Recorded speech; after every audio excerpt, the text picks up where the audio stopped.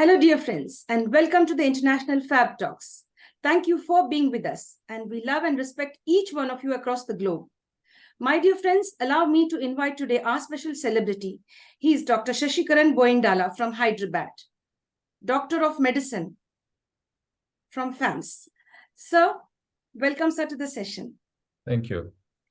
Yes, dear sir, thank you very much for accepting our invitation. We are really happy. Thank you for being so polite and humble. Thank you, sir. So with your permission, I'd like to go ahead and introduce you in an official way. Please, yeah. Thank you, sir. Dear friends, it's our duty, our responsibility, and of course, a honor, a privilege to introduce our special celebrity. Dr. Sesikeran Boindala, Doctor of Medicine, FAMS, former Director of National Institute of Nutrition, Indian Council of Medical Research, Hyderabad. Our special guest, he is a person who is focused on bringing about a beautiful change in the world. And he's been doing this all through the years that he's been sharing with the world his expertise on the professional and personal friends. Sir has been the former director of the National Institute of Nutrition, that is the Indian Council of Medical Research, since 2006 to 2012. He's a pathologist by training and carried out several researches in the areas that are concerned with nutrition, food safety, and toxicology for more than 30 years, more than 3 decades. 150 publications and in 3 books. Apart from that, sir has been contributing all his expertise and time in order to help people around the world to benefit from different guidelines that were focused on probiotics in foods, genetically engineered food safety, and biosimilar drugs. Apart from that, our special guest is also a fellow of the National Academy of Medical Sciences, International Medical Scientists Academy, Andhra Pradesh and Telangana Academies of Sciences, the Vice Presidents of Microbiota and Probiotic Science Foundation of India, the Vice President of Probiotic Association of India, Member Board of Trustees, International Life Sciences Institute, India, Chairman, Knowledge Center for Functional Foods, Immunity and Gut Health, that is K-FFIG, ILSI. He's also the chairman of the Institutional Committee for Stem Cell Research, Hyderabad. And dear friends, apart from that, the Central University School, he belongs to this, the Stem Cell Research, which is in Hyderabad, the Central University School of Medical Sciences. I'd like to repeat myself there to make it more clear. Dear friends, he is the chairman of the Institutional Committee for Stem Cell Research, which is located in Hyderabad.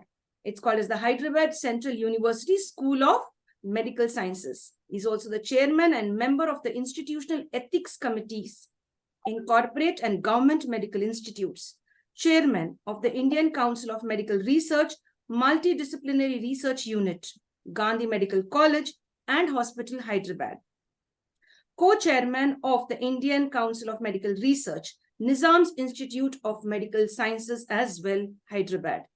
Member Governing Council and Chairman Academic Committee, Mumbai. And friends, member Consumer Complaints Council, CCC, Consumer Committee, let's put that very right, Consumer Complaints Council, Advertising Standards Council of India. So sir is also focused in bringing about a wonderful change for all the consumers out there. He is also a member of the beautiful concept or that arena where the consumers could go ahead and file their complaints and get to know the reality of what they are eating. So today we're going to get a lot of knowledge as to how we could benefit regarding our food, our gut health, and much, much more. I'd like to say this. Consumer Complaint Council. Sir is a member over there. It's an Advertising Standards Council of India. Dear sir, to me, you are an inspiration. And I'm so proud of you for all that you've been doing. And you are still continuing your wonderful journey. And above all, you're such a humble person and down to earth. Thank you so much for that. Thank you. Thank you so much for a nice introduction. Thank you, sir. Dear friends, in spite of having so many feathers in his cap, Dr. Sesikeran is a very simple and down-to-earth person, an approachable person. In fact, all of us should be like this. No ego hassles. Just to connect with the world as we are all human beings and we love each other, there's more of peace and less of war. In fact, no war as well. So let's get to know about our special sir today, our celebrity. Dear sir, how would you define yourself? Who is the real Dr. Sesikeran Boindala? Well, I am just a simple scientist, medical scientist to be more precise, and I have led a very simple and a very slow climbing in my career, which spread over almost 30, 35 years, till I finally ended up as the head of an institution, which does the premier research in the area of food, nutrition, and diseases related to food and lifestyle. And whatever I could contribute in terms of that, which will benefit the people of our country, providing them the right kind of information, and also, making sure that some of the myths about food and food habits and body shape, size, etc., are all busted, and the real facts are projected to them through our research and our publication. So that's about how I can summarize what I was over the last 40, 50 years. That's really wonderful. So thank you so much for sharing all of that. Very clear and very crisp. Thank you so much. Dear sir, you are an inspiration to many of us out here. In fact, many of the people out there, your fans, including me and many more, you are an inspiration. But I would like to ask you, who inspired you to enter into this beautiful field to concentrate on the major part, that is food and safety? Actually, it was all, I would say, a coincidence or destiny which brought me here. I originally, after I did my MBBS in Chennai, I wanted to actually do my MS in surgery because I was interested in doing surgery. But unfortunately, at that time, it was very difficult to get into the postgraduate course unless you had a godfather to push you through. So since I didn't have anyone like that, I could not join as a surgeon. But I chose the next best specialty, which was relatively less in demand, which is pathology. Pathology is basically looking at the tissues and making diagnosis and doing labs and so on and so forth, post-mortem. So that is the kind of job a pathologist does.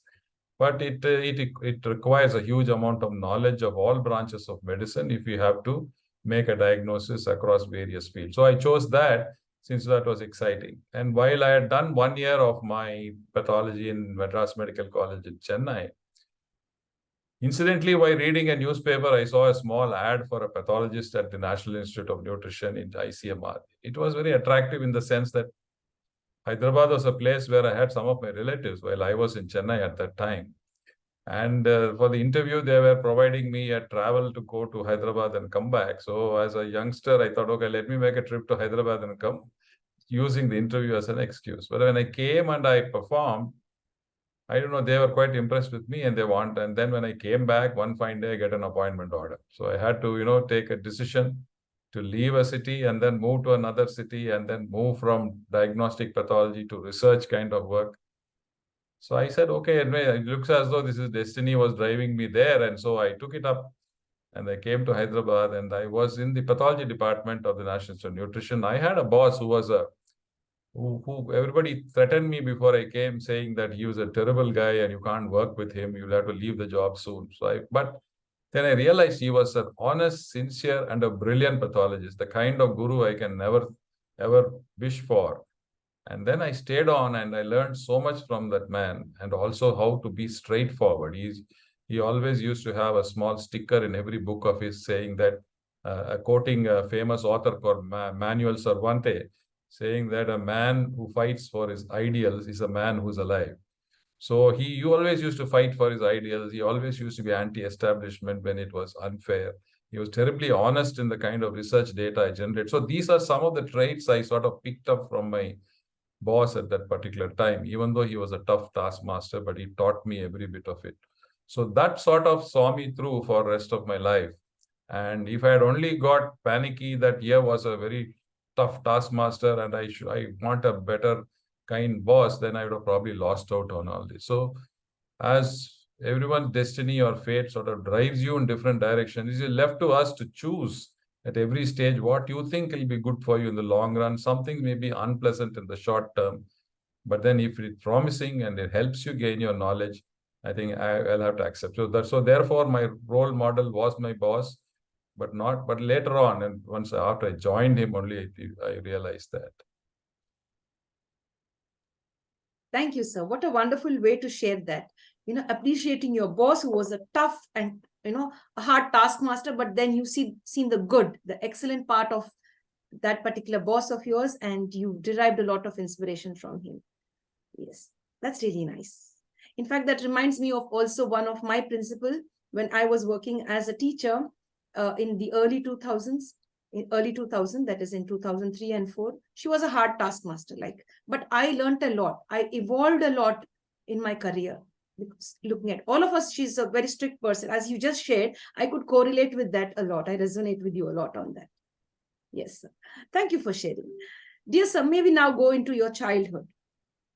How were you as a little child? Were you the naughty one, the shy one, or the mischievous one? How you could explain that?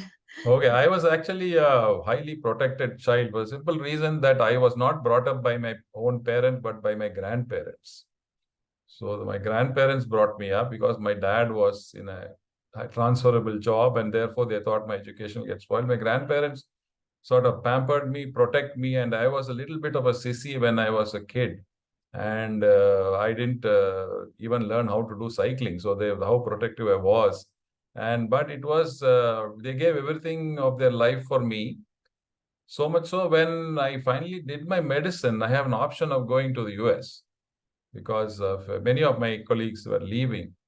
But then that meant I had to leave behind my grandparents, with nobody to, they maybe somebody would have helped them, but they were always hoping that I would be with them all through their life. So I didn't want to disappoint them and for what they sacrificed for me. And so they taught me all the values in life. My grandfather was actually, the people of those days, they had very little resources, but what little resources they had, they used it to the best of the benefit. They gave everything for their children. And they taught me how to be honest, straightforward, gentlemanly, be kind to people. These kind of human values were taught by my grandparents. And that way, I actually grew up to be a person who is acceptable to many. I've been always kind to the people who worked under me as subordinates. And I was also very tolerant with the people who were above me and whose demands were quite a bit. So this was based on the childhood upbringing even to this day, I remember. And then when my children were born, I passed on the same thing to them. Sometimes I feel maybe I didn't do the right thing, making my children very honest, straightforward, soft, and all that in this present nasty world. But then I'm sure in the long run they will benefit out of those kind of things. So the childhood experiences are very, very important for each one of us. And if that is not going the right way, we turn out to be not so pleasant human beings with time. Perfect, sir. Whatever you have shared makes sense. That's really nice. As you said, I passed on the beautiful values that I have learned from my grandparents to my children, but the world is nasty out there, and being too honest also doesn't work out on many occasions. But yes, in the long run, they will benefit. Hats off to this beautiful answer that you've shared, sir. That really is very true. Yes, sir. Dear sir, any incident that you remember as a child, any funny incident or a humorous incident, any incident it could be. Would you like to share that? Actually, I'm going slowly senile, so I don't have too much of past memories. But I remember when I was, as I told you, I was quite a pampered child. So much so when I was in sixth grade, and I had to move out to another school in Madras. And that involved, traveling almost 15 kilometers in a metro electric train, they called it those days.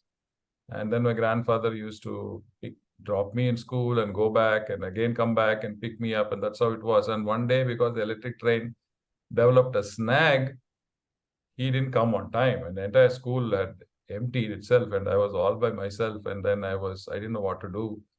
Then I went to the station and I didn't even have the pass in my hand. I went there and was sitting in the thing and I was crying. And then when some gentleman came and saw me and asked me what is happening, and then he was willing to take care of me. Meanwhile, my grandfather arrived. So at the time, actually, I got scolded. My grandfather said, "Come what may, you should never leave your school." Because it's always risky for a small child to, come out of school, protected school environment. So then that is some incident I still remember how, I did something which is foolish of coming away from school and with no plan how I'm going to go home. That is innocence, not foolishness. In my view, it's just pure innocence. Yes, sir. That's really nice. I could imagine all of that when you just shared that. I could create a mental picture, a visual picture that you were sitting there at the station and you were crying and weeping, and then somebody came to help you. That's really nice. Dear sir, do you read books? Yes, I do. Your best book, the favorite book? I have a couple of favorite authors. Actually, I used to read a lot of books when I was a student. That I was a member of the British Library in Chennai and American Library, and we used to borrow a lot of books. We also used to steal books from each other, and borrow books and buy secondhand books. In those days, secondhand books buying, we could afford only that. Okay, but still read the famous authors. At the moment, I like Jeffrey Archer. I like Robin Cook. And Robin Cook is a man who writes a lot of medical books. For example, you might have seen the movie Coma. It came many years ago. That author of that story was. So a whole lot of medical mysteries are there. Jeffrey Archer is a very highly researched author from UK and who wrote books like Hotel and those kind of stuff. So I like those kind of books which are highly descriptive and well-researched books. Technically, they're all right. They're not fantasy books. They are stories, all right, but they are really technically they are very good. And but of course, I have read a bit of classics and all that, but only as a requirement for my school progress. I read all that, but I love these novels. Of course, I also used to read old author called P.G. Wodehouse. I think many of these authors are now forgotten because the new generation has a different kind of authors. P.G. Wodehouse is a humorous British author, and those books used to be very funny. And the advantage of these books was that it improved my English language. So each time you read the book, your language improves because that is written in such excellent English. Both authors are British. And the present day book, of course, are good, but there'll be a lot of slang and those kind of stuff. And but I still enjoy reading, though the number of books I read now has come down. But I still like reading. Thank you, sir, for sharing all of that. I love the way you said we shared books, we stole books, we bought secondhand books, and that's really beautiful. That's the way to grow. Do not complain or grudge that I don't have anything to read. You have to do something or the other in order to improve your knowledge. Yes, dear. That's really very nice, sir. Thank you for sharing. Dear sir, we all are facing this in life, many challenges, ups and downs, every one of us. How did you balance all the challenges that you faced in life all through these years? With a happy smile, there's a lot of calm and peace that you are now as I see you. So how did you manage to overcome all of that? So it was quite a tough life. But there are other children who have faced a tougher life. So relatively, I was still better off. I shouldn't grumble. So we had those days limited resources. And to study medicine, even in those days with government medical colleges also, it was quite a resource-intensive thing. And then my grandparents could barely afford it. So the financial stress was always there. And while being in college, of course, we have a mixed group of people. There are some children who are very well off, and there are some who are not so well off. So it was always a bit of comparison about, I wish I could be like that guy. He had a motorbike, I didn't have one, and things like that. So those are only momentary. So ultimately, I used to think myself, say, what is it? I get good food, I get decent clothing, I have a roof over my head, and some doting grandparents who are taking care of me. I can't ask for more, and it'll come with time. So subsequently, after finishing medicine, then I got married. I married my own classmate. She was a doctor. And then we started our lives in a very simple manner. My first job was in a hospital where the salary was 250 rupees a month, which now even a maid servant gets much more than that. But that is all that we could get. And then we managed our life with that. after marriage. And then subsequently, slowly, once I got into NIN and things got better, my wife also started earning. So there is a constant, it was always even though we were doctors, we were not the kind of doctors who had minted a lot of money. So for us, it was almost like a hand to mouth for many years. And with that, we managed education for our children. And the children also learned to grow up with limited resources. I didn't have a car till 1997.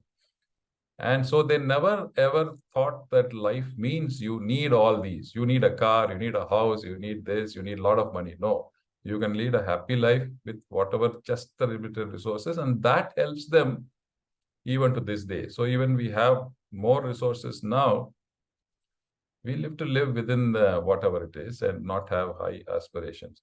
And challenges also, as I told you, I had to move out of one city to another to take on a job. Then I had to, as I told you, I had to take care of my grandparents, who, but one stage they were all developed age-associated illness. They had bedridden, and somebody had to take care of them. And those days we didn't have this kind of a hired nursing care and all that, so we had to do everything ourselves.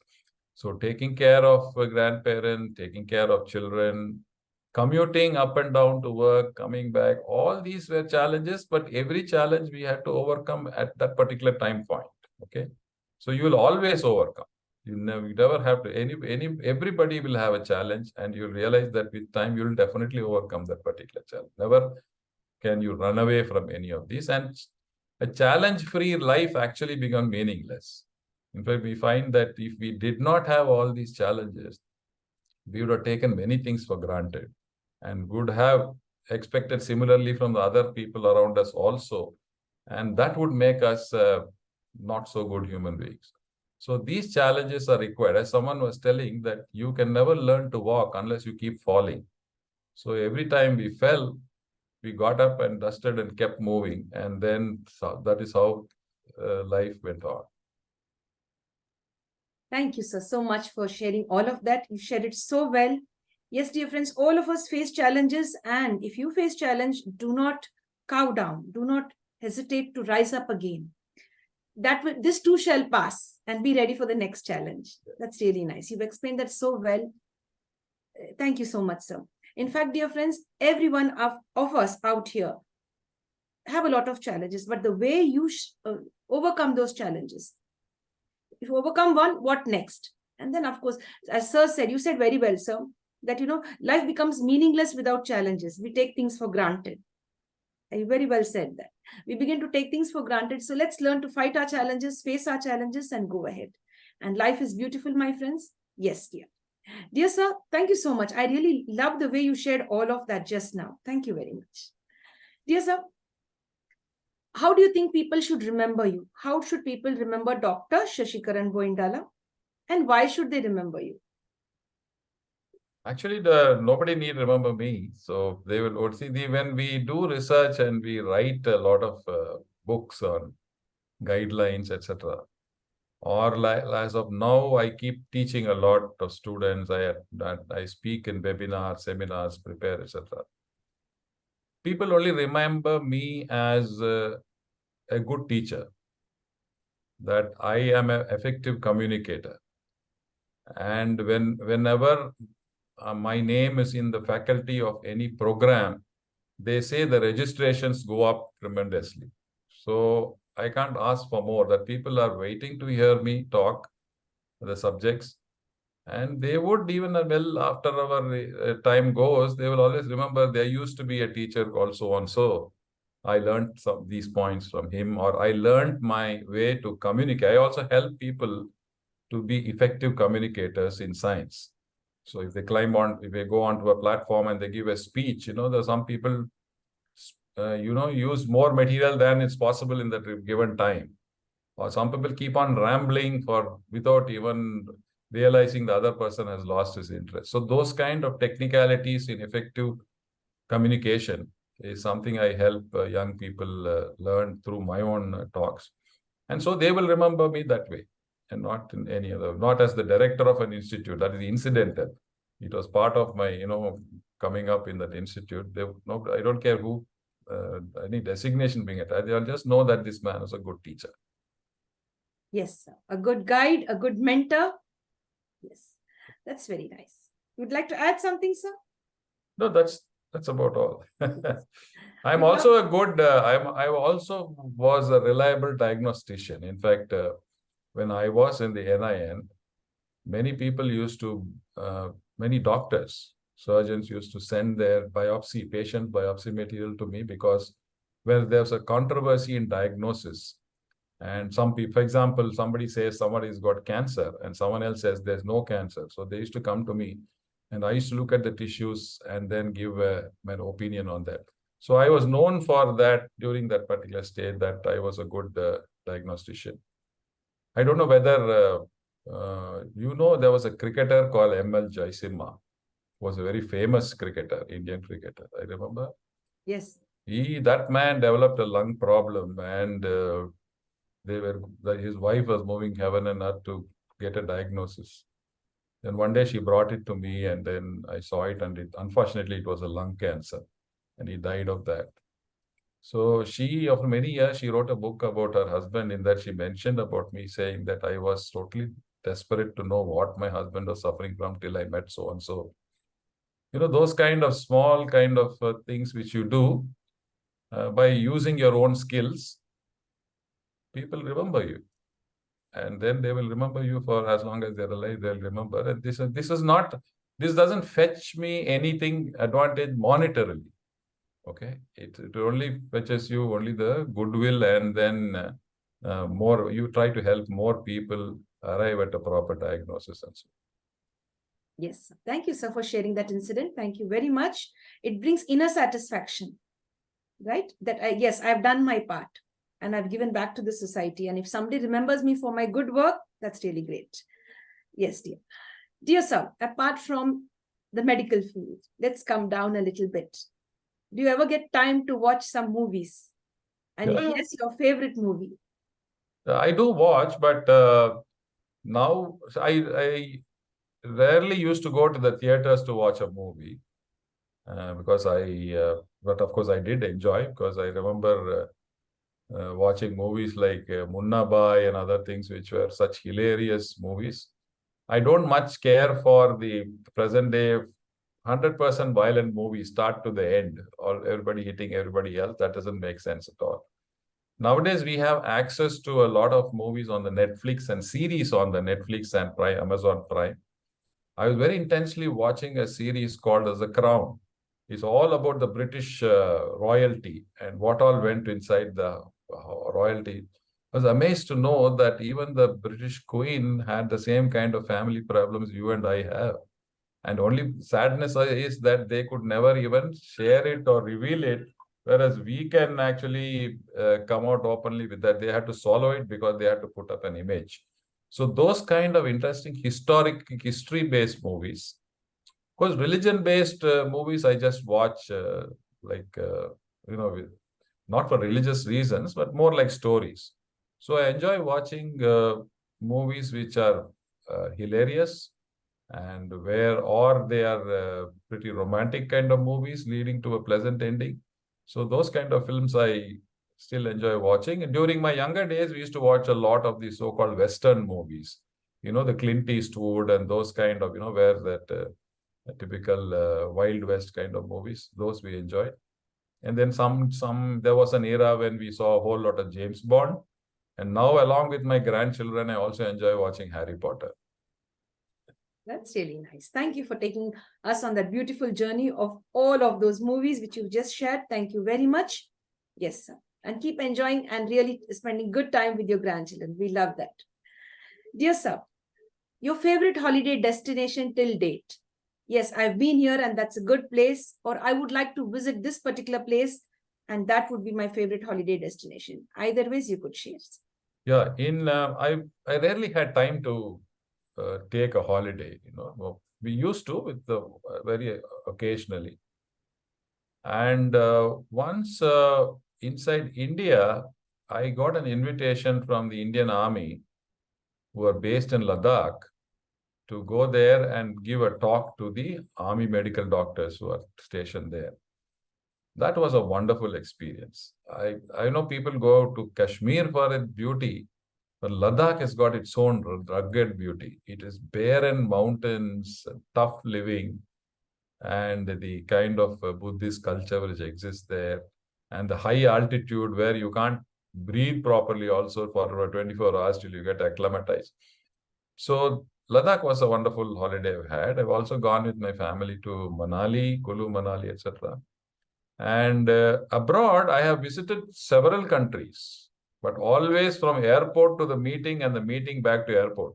I never saw anything in any country, anywhere, because it was always a time-bound thing, and I've never had a pleasure. I did visit Switzerland once for a brief meeting for a couple of days.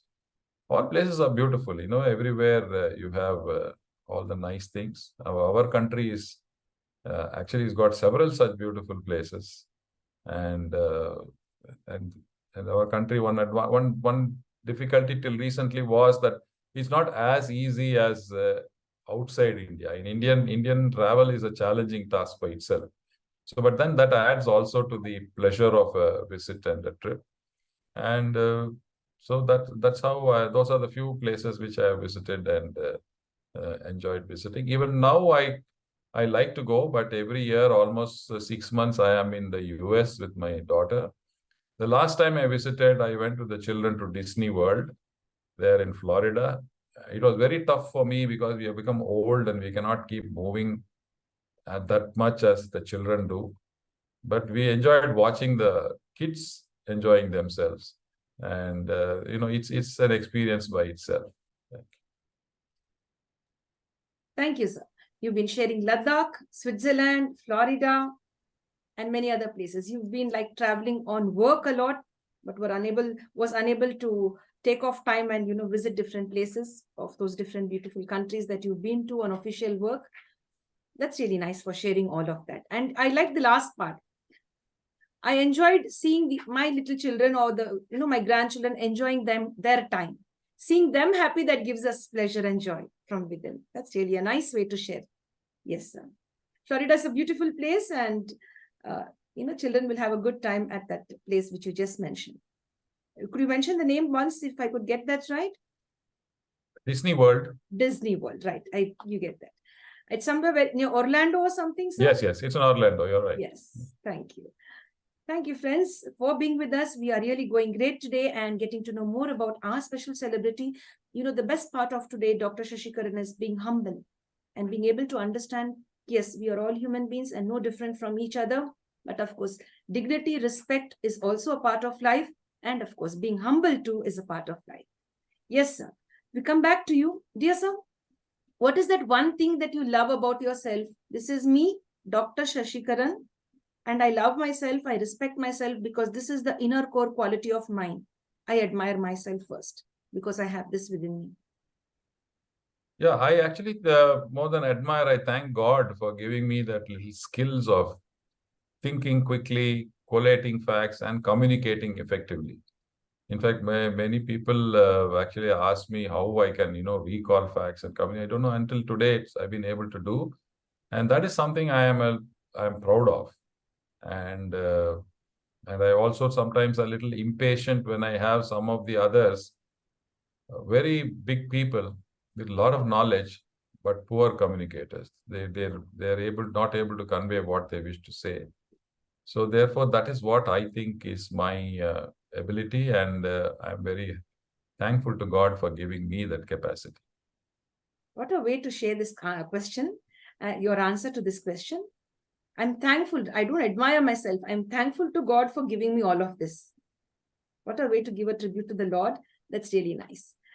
And you say there are many people who are poor communicators. No matter how highly they are educated, how much of knowledge and intellect they have, you have to be a great communicator. Very well said, sir. It applies to all of us. And all of you, my dear friends, could learn from this beautiful statement that sir has said. Be a great communicator. Communicate the right things at the right time.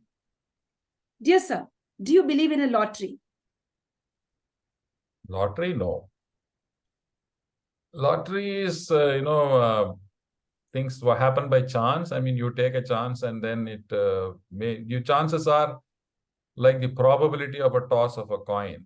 It will be 50%, it will be heads, and 50% it will be tails if you repeatedly throw a coin. So any lottery is actually 50% chance. And lottery or taking those kind of chances is what is called as risk-taking behavior.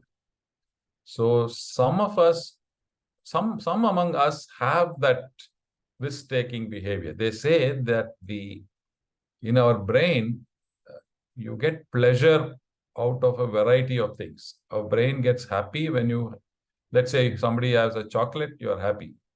Somebody gets some little bit of money, that makes you happy. But many of the risk-taking behavior people who go for the lottery kind of things, their threshold for happiness is much higher. So unless they take the risk and do that gamble or the kind of taking chance, they don't feel happy. They fail, but still the brain is content only when they take those kind of risks. So lottery is basically a personality issue. So some people have that personality. The race goers, the card players, everywhere, gaming, etc. That is basically a personality in them. And I was not made like that. I am always a safe player. Even if it is a small amount of money to be invested, and if it does returns are very small, I prefer that than a risky investment with the higher returns.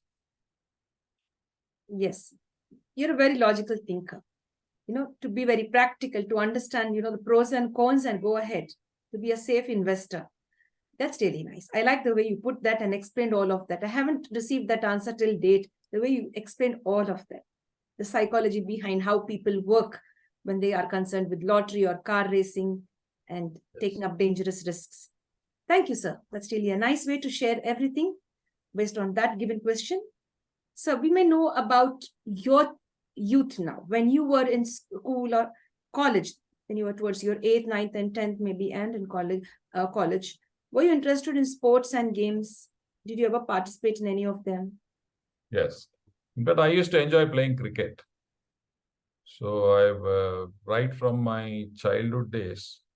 So we used to, even if it's a small stick and a tennis ball, we used to play cricket with that.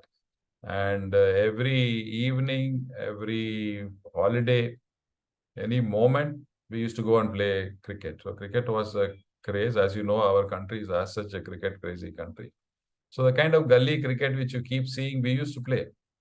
And we didn't have, in fact, we didn't have access to a cricket ball. So if we wanted to have a match with between two teams and we need to buy a new ball, it used to cost some 5 rupees those days.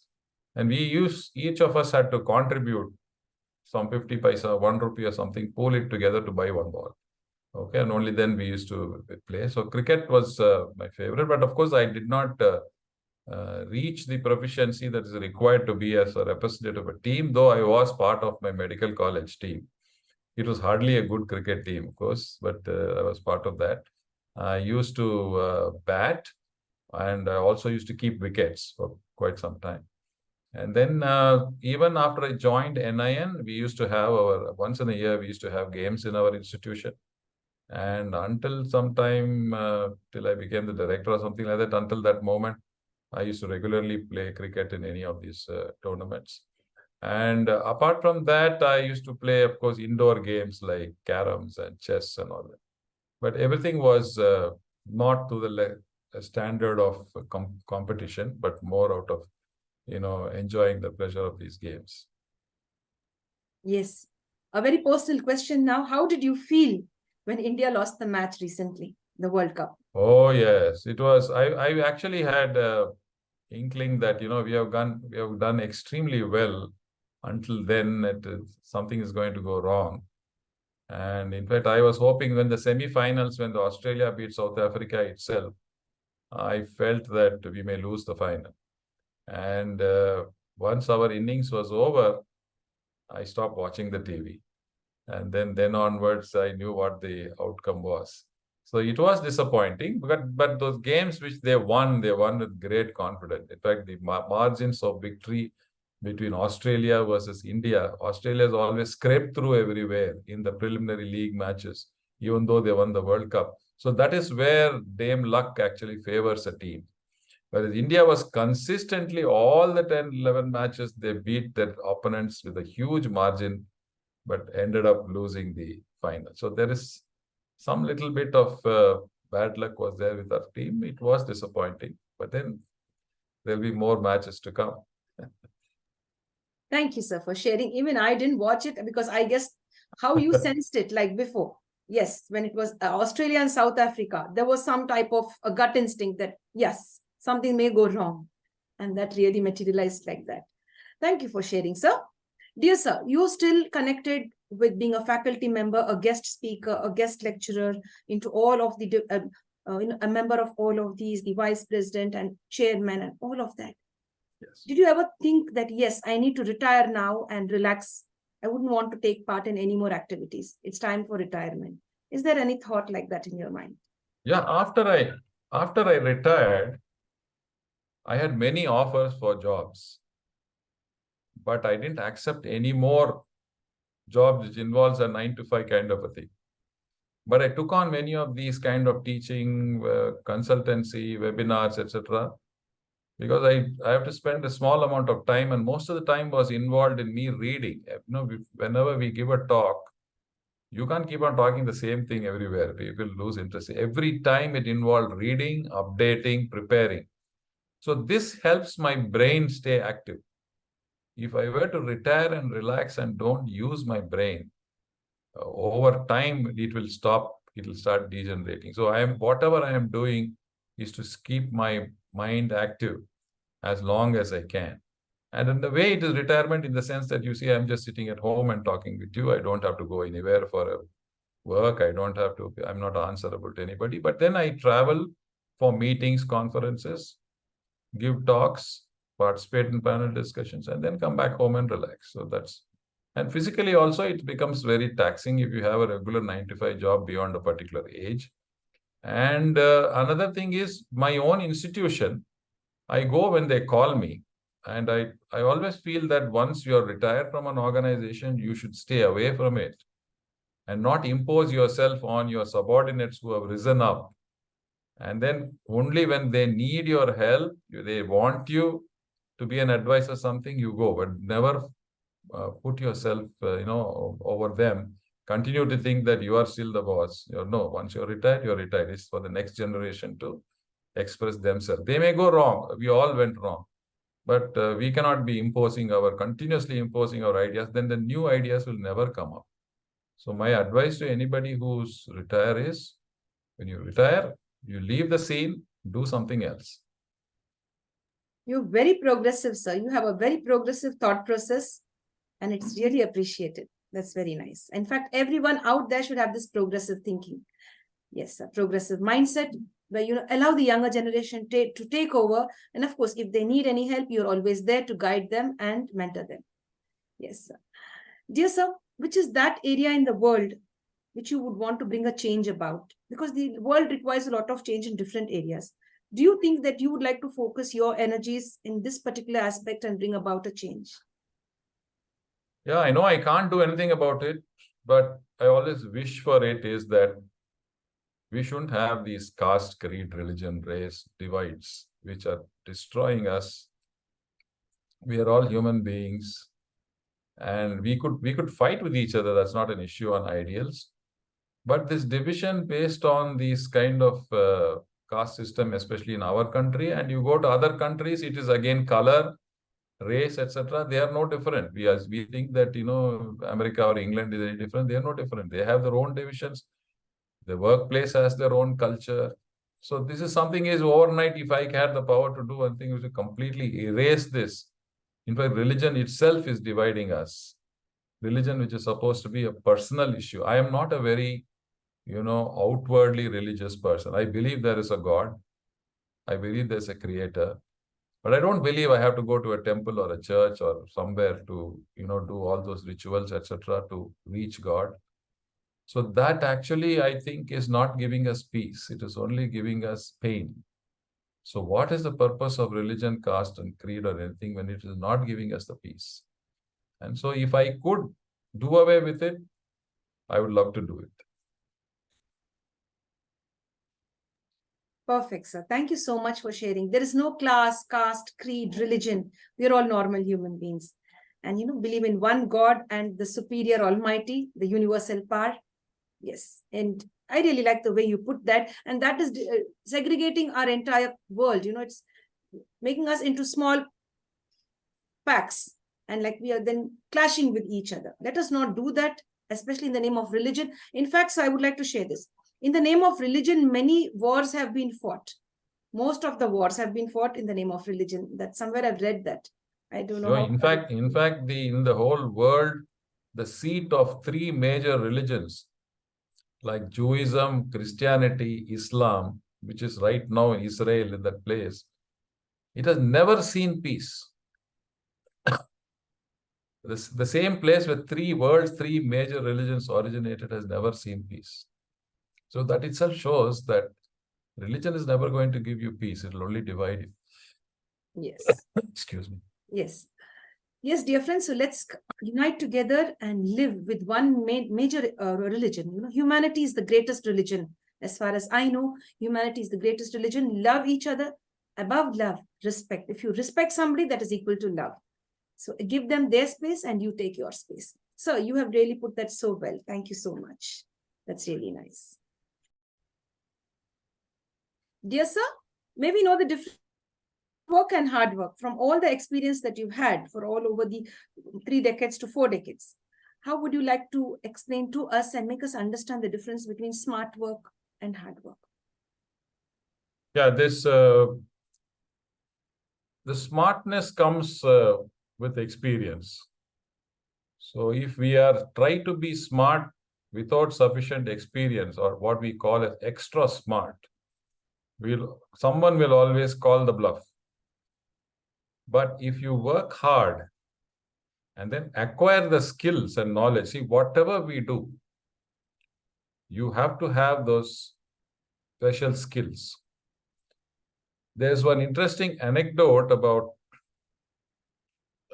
the head of an eye hospital called Aravind Eye Hospital in Madurai, which is a topmost eye hospital. The head of the person actually told a person who's sweeping and swabbing the floor, telling him that your skills is actually responsible for my patient's recovery. He told him that if you do not clean the floor, you do not do it properly the way you do, my patient will never get better and my skills will always fail. So he made a sweeper feel as a part of the medical team. So the skills of a person, whatever level you are, have to reach that highest level of quality.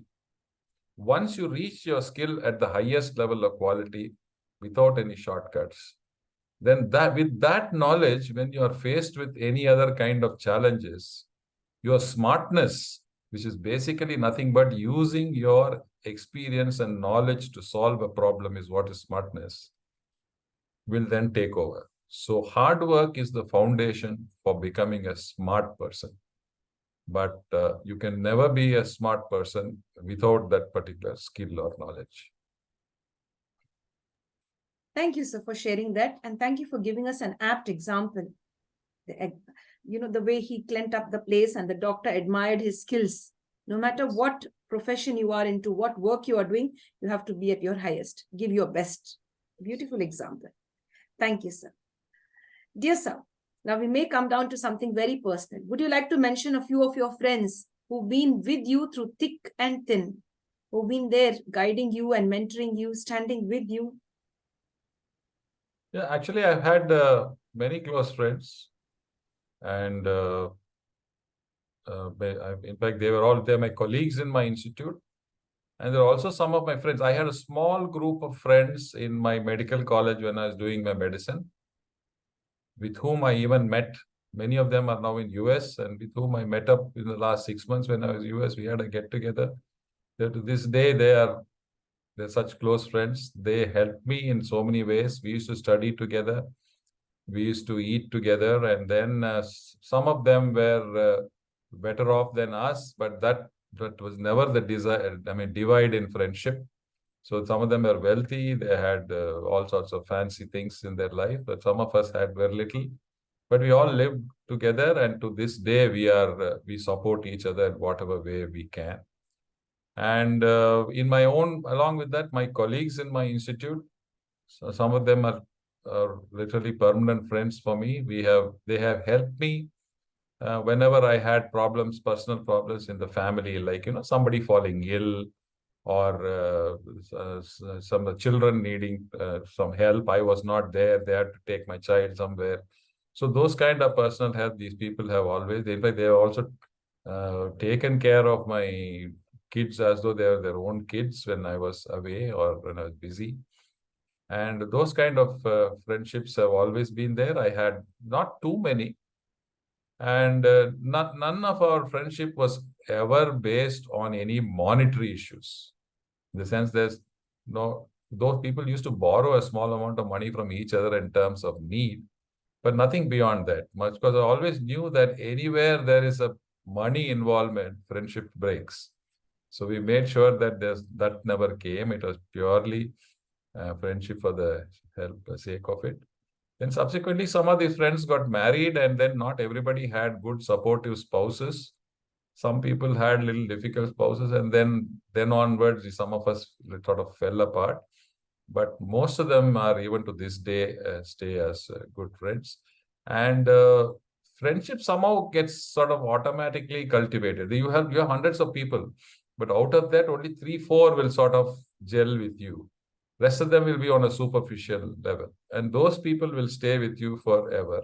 And some of them are much more than my own kith and kin. So that is how kind of friends I've had. I had the good fortune. I've hardly had anybody who would try to undermine me or destroy me or anything. Those, I'm fortunate that I did not have that kind of people. Would you like to mention their names, sir?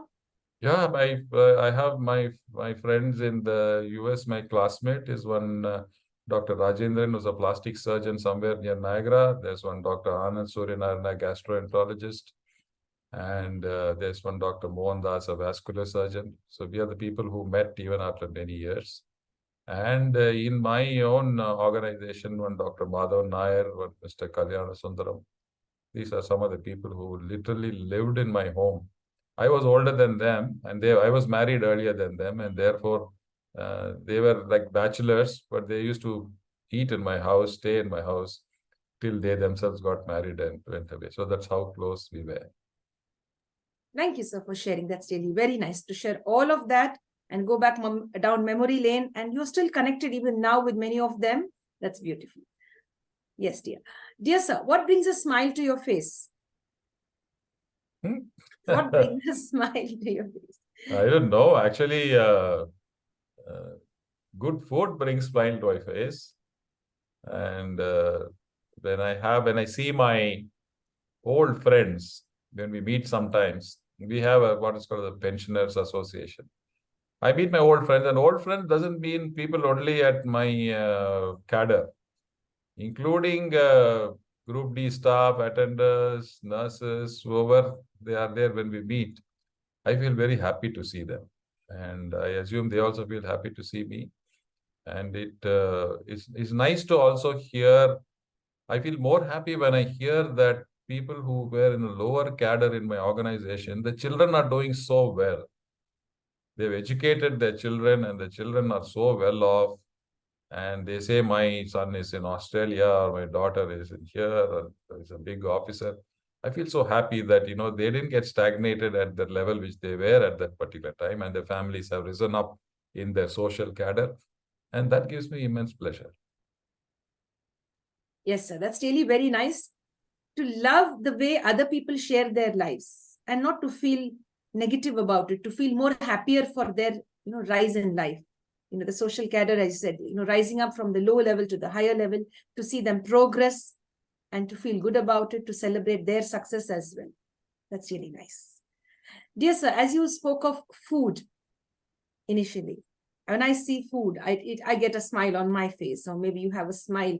I have the best smile. What weakness you have for which type of food? If I see this food, wow, I feel like eating it. Which is that one? Any weakness for any special food of your choice? I enjoy any kind of sweets. Sweets and confectionery is my weakness, though I am a diabetic. So I love this, though I cannot indulge in it too much now, but always enjoy. I somehow don't have too much of a liking for the savory foods, but the sweets is my weakness. And any kind of them, especially many of these homemade ones, and really, I sometimes I'm not supposed to eat also, but I sort of steal some and have, and then that makes me feel very good. Very true, sir. That brings a smile to my face because I do that. I too steal and eat. I shouldn't be eating it, but then I will also love to have them. And I have a weakness. If I see it, I need to have a bite of it. That's really nice to share all of that with us. Dear sir, what gives you the strength to continue this beautiful journey that you are into? Well, as long as I am physically healthy, I would like to contribute something or other, in the sense that if I can teach or train or share the knowledge with some younger people, that keeps me going. But if I am physically not well, there are times when I have not been keeping well and all that. So then that's the time I feel a little bit low, that, I'm not able to do my full potential as I used to do in the past. So I only pray that I stay physically fit enough and continue with whatever I'm doing right now, as long as people want me to do it. And that is all I look for. And I also see my children growing. They are also, I have two daughters. One is a child psychiatrist in the US, and the other is an oncologist treating breast cancer patients here in India. And both of them are very thoroughly professional. And I see whatever accolades they get, I feel happy about that. So I would like to live long enough to see them also grow to experts in their respective fields. Yes, sir. Thank you for sharing all of that. And we wish you all the best in all your endeavors, and your family as well, your daughters. Definitely, they will be really the best in their field. That's really nice. A child psychiatrist and an oncologist as well. Wonderful. What a way to raise up children and bring them into the medical field, to enable them to share their expertise and save many people out there. Being a child psychologist is a real wonder, because it focuses on the start of life, right? And of course, an oncologist also has a lot to contribute to the society. So much of autism kind of problems occurring in children. Child psychiatrist is an important position in that entire network of child management. Yes, very true, sir. Dear sir, is there anything that scares you? Yes. Earlier, no, but now I get scared of illness. Illness and dependency, that is common for anybody when they age. Everybody wants to know, till my last breath, I should be on my feet and not depend on anybody. So I am no exception. So I also feel the same, that, and every time I go abroad, the moment I leave the shores of India, I have a fear that, oh God, till I come back, I shouldn't fall ill, because the medical treatment outside our country is atrocious. In fact, it is the accessibility, affordability, everything is. They blame our country for poor medical facilities. No, it is very accessible here, much less expensive, is fairly affordable to many. And therefore, staying healthy is the only thing. And the only thing I get scared is I shouldn't fall seriously ill. Very true. And thank you for being so genuine and sharing all of that. I could relate to most of it, what you've shared. That's very true. That's really nice. Thank you for being so honest, sir. Sir, do you ever get angry? And if so, when? I rarely get angry. And during my office days, there are hardly one or two occasions when I have lost my temper. And invariably, it's because somebody didn't do their duty properly. When I trusted them to do something, they didn't do that. There was once a technician who was a troublesome guy himself, but was posted with me, and we used to run a clinic where every morning my colleagues and or their related patient families who need blood tests, etc., used to come to my lab, and they'll come in the morning fasting. And this chap is supposed to draw their blood samples as soon as by 9 o'clock when they come there. Until 10 o'clock, this fellow was not there. He was in office, but he was just chit-chatting somewhere. I told him patients are waiting and they are fasting. You can't let them wait for long. He said, let them stay. What is there? Little more if they fast. So that's the answer he gave. I blasted him left, right, and center. I said, that's none of your business. I told him to get out of my department. I complained to my then director and said, I don't want this fellow anywhere near me, because he doesn't have the least amount of concern for the people who have come to us for undergoing a blood test, that they are fasting, and you should take the blood and see that they go and have their breakfast. So those kind of small things where a person behaves arrogantly and not doing the simple duty which they have to do used to irritate me. Other than that, anything else was okay. No, never used to make me angry. Thank you, sir, for sharing. That's really so nice for sharing all of that just now with us. And in fact, if anyone is dealing with us with a lot of arrogance, we have to cut them off. There should be boundaries. We shouldn't let them treat others in a very bad way. We encourage that, then the world becomes a bad place. Dear sir, it's been a beautiful journey with you right from the start till now. We really are interested to know more about you, dear sir.